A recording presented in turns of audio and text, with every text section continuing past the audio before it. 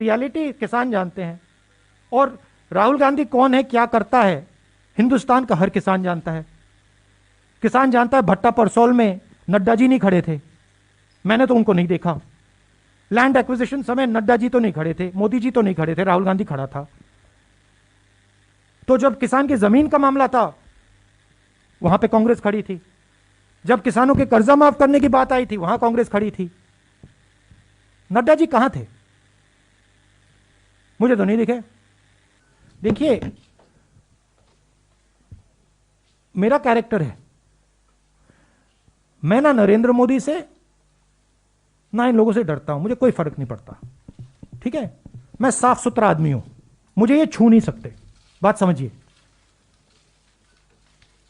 हाँ गोली से मार सकते हैं वो अलग बात है, मगर छू नहीं सकते। और मैं देशभक्त हूं, मैं अपने देश की रक्षा करता हूं, ठीक है, और मैं करता जाऊंगा।